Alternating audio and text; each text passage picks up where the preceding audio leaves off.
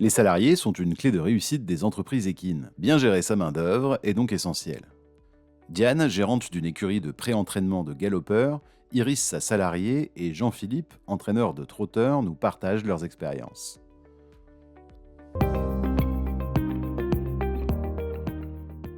Comme dans tous les milieux et dans tous les métiers, même l'agriculture, enfin c'est un métier, c'est un milieu qui a évolué. Et on peut plus faire travailler les gens 50 heures par semaine, les dimanches compris.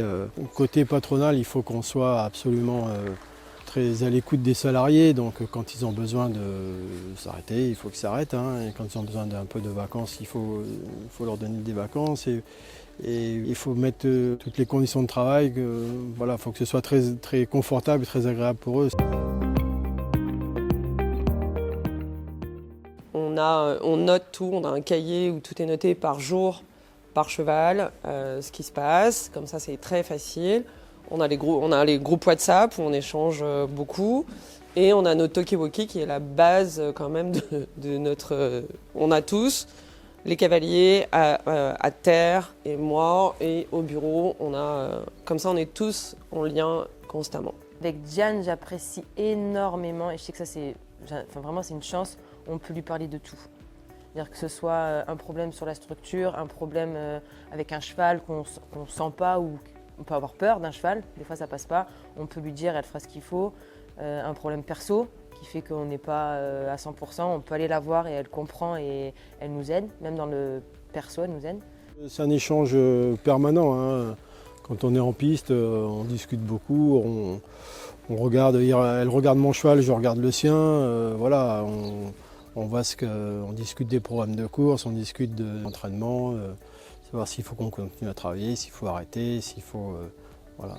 On est toujours en échange permanent sur la situation. C'est impossible d'avoir une nouvelle personne qui arrive et qui ne s'entend pas avec l'équipe déjà là. J'apprécie et je respecte tellement mon équipe. Sans eux, tout ça serait impossible. Et vraiment, ils font un travail formidable. Donc, je ne vais pas, par respect pour eux, ramener quelqu'un avec qui ça ne matche pas. Ça, c'est la première chose. Et il faut que la personne qui vienne aussi soit contente. Et puis moi aussi. Mais en général, moi, ça va si tout le monde va bien.